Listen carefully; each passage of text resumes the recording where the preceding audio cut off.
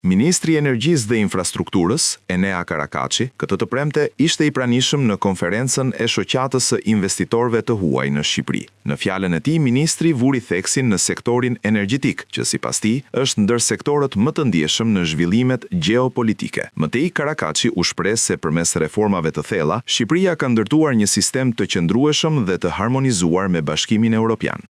Sektori energjetik është ndër sektorat më të ndjeshëm nga zhvillimet gjeopolitike. U bë rutinë tashmë, në që kemi kriza globale gjeopolitike.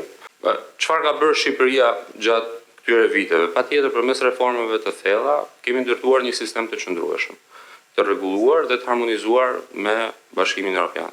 Kjo nuk vjen vetëm si nevojë e Shqipërisë për të qenë antare e Bashkimit Evropian dhe si e tillë për të përafruar gjithë kuadrin ligjor rregullator të Bashkimit Evropian, por vjen edhe si domosdoshmëri për të thithur investime, për të garantuar investitorëve një kuadër të qëndrueshëm rregullator. Kemi forcuar institucionet, kemi modernizuar prodhimin dhe kemi investuar në digitalizimin dhe inovacionin e tyre. Por mbi të gjitha, e dëshmon edhe ky event i tillë, kemi ndërtuar një partneritet real me sektorin energjetik. Kontributi i investitorëve vendas, që janë shumë të rëndësishëm, por dhe të huaj, ka qenë vendimtar në këtë transformim. Pa këtë bashkëpunim, do ishte pamundur të arrinim progresin e sotëm.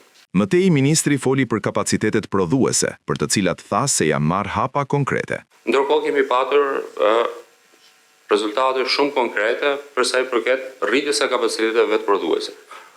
Ktu kemi një masë mbështetëse shumë të mirë që ka lejuar dhe krijuar mundësinë që të kemi rreth 400 mega kapacitete vetë prodhuese në vend.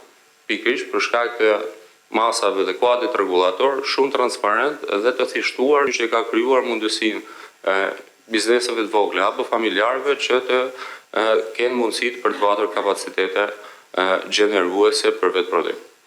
Janë marrë hapa konkret ndërkohë për uljen e humbjeve, rritjen e aktiveve, krijimin e kompanive të sektorit energjetik që të jenë në një qëndrueshmëri financiare, mos të jemi të varur nga, le të themi, ndërhyrjet shtetërore për sa i përket financimeve. Por, të jemi edhe konkret. Për të vazhduar, për të patur këtë qëndrueshmëri, është nevoja që të kemi edhe investime në burime njerëzore. Patjetër burime njerëzore janë çelësi i sektorit energjetik dhe ne edhe këtu po marrim hapa konkret. Në mbyllje, Karakaçi u shpreh se ministria ka në plan që në 3 mujorin e tretë të vitit 2026 të hapë një ankan të ri për prodhimin gjenerues të rinovueshme. Ky plan, sipas ministrit, do të mbështetet në asistencën dhe në bashkëpunim me Bersh.